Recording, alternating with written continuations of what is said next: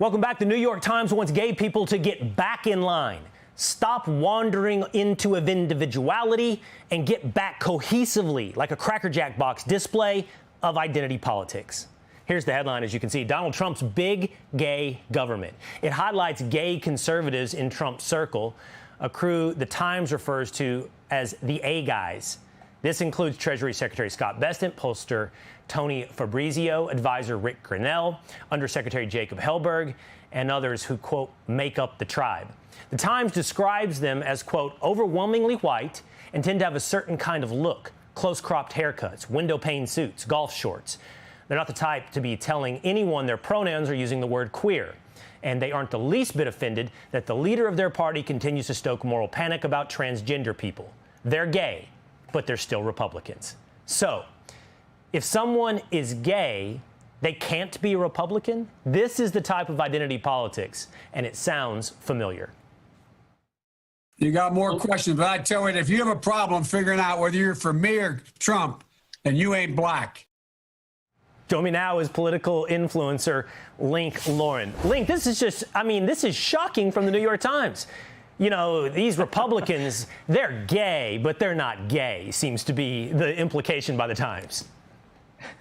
Well, you know what's funny, Will? The left loves diversity, but they don't love diversity of thought, because the second you go against their pre-prescribed doctrine, you're suddenly the enemy. You know, gay people are not monolithic. We have equal rights in this country. We've had equal rights for a long time. These leftists, they want to constantly play the victim card and act like they're oppressed. President Trump was the first president to go to the White House supporting gay marriage. Not Barack Obama, not Joe Biden. He has the highest ranking gay cabinet member in American history with Scott Bessent.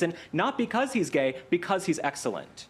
And that has been the case throughout Donald Trump's career, an openness to people regardless of their sexual preference. But what the New York Times and many others seem to be suggesting, Link, is you don't get to be an individual. You just get to be part of the monolith. I want to show you another example of this. So Rick Grenell, one of the members of the A guys referenced in the New York Times, he posted this on X. He said the Oval Office looks amazing, and real Donald Trump paid for it himself, talking about the interior design of the Oval Office. To that, one of the Obama bros, Pod Save America guy, he responded 60 years ago, former Army astronomer Frank Kameny, fired for being gay, led a protest outside the White House on behalf of gay veterans and federal employees. You are in that room because of activists and protesters like him, and you insult their memory when you, a gay man, pretend this isn't tacky as F.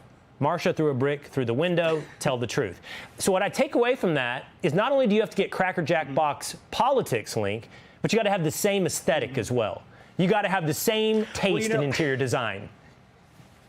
Yeah, you know what? I think President Trump is a jack of all trades. I mean, one day he's working at McDonald's, then he's working a garbage truck, he's doing interior design. What can the man not do? I think we need a little bit more gold in the White House. I think we should do a little bit more gold. But no, what's interesting, people say this to me all the time. You're gay. How can you support President Trump? I'm gay, not brain dead. I don't want open borders. I don't want men and women's sports. I don't want the transing of kids. I don't want crime all over the streets. I want common sense policies. The fact that I'm gay has nothing to do with it. But if you're on the left, being gay or LGBTQIA R2D2 is all of who you are. It's very small for those of us on the right. We're grown-ass men. We're living our lives. It's very, very small for us. It just strikes me, if you are a member of a minority that is championed by the left, you are not open to being free. You are not open to being able to think for yourself. You are not able to have individual choice, whether or not that's being gay or black, as we just heard from Joe Biden, or any other aggrieved minority that the Democrats choose to champion. Well, you better swallow the identity politics whole. Last word, Link.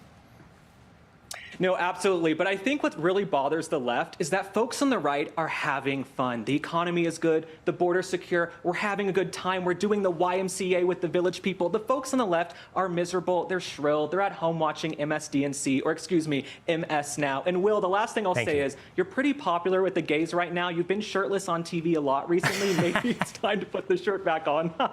It is on, Link. It is on, Link. Yes. I take it as a compliment. Thank you. I welcome everyone to the audience here on the Will Cain Show. Yes. Thank you, Link.